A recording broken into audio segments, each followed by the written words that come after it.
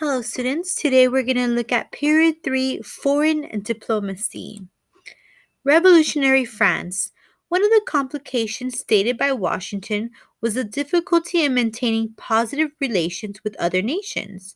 Spanning several decades, any agreement would be subject to change as governments and the people running them often change across time. One such example was Revolutionary France.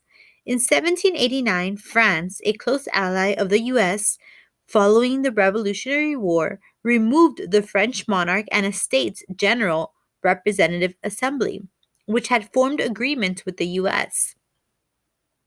While initially supportive, the U.S. soon came to oppose the French revolutionary government, especially after the radical and violent Jacobin takeover in 1792. One of the best examples of difficulties was foreign policy was the XYZ affair.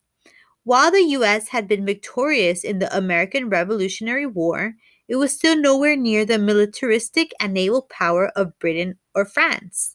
As such, the French diplomat Citizen Genet stirred up considerable trouble in the US by aggressively calling for the US to support the French and to impress British ships.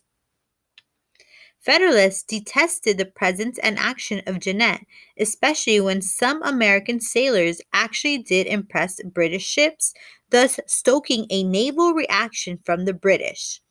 Additionally, U.S. diplomats were denied forum and told they must first pay a duty of $5 million to France and pledge support before meeting the diplomats X, Y, and Z.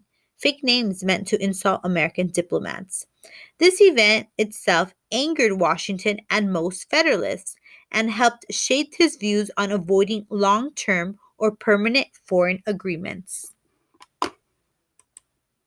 Spain. While relations with the British and French were volatile and best 1790s, the U.S. relationship with Spain was no different. The Spanish benefited from reasserting control of New Orleans in 1763 and Spanish Florida following the Treaty of Paris in 1783. The port of New Orleans was reopened to Americans at a much reduced 15% tariff and allowed settlers west of the Appalachian Mountain to use its ports. This was important because the Appalachian Mountains made it nearly impossible to stay economically connected with the East Coast. However, disputes over borders in New Orleans and Florida territory in the 1790s would strain American Spanish relations. Conflicts with Indians. The United States in its early years struggled immensely with Native American populations on the frontier. Many Native American tribes, such as the Creek and Cherokee, were often supplied by rival European powers, such as Britain and Spain. For example, the Royal Governor of British Canada openly called for Indians to resist and continue resisting the Northwest Indian Wars. The Spanish did the same, particularly in the southeast, offering Spanish Florida as a safe haven for belligerent Native Americans and escaped African slaves. While the Americans would win the war against the Indians in the Northwest Territory with the signing of the Treaty of Greenville, hostilities would continue with the South.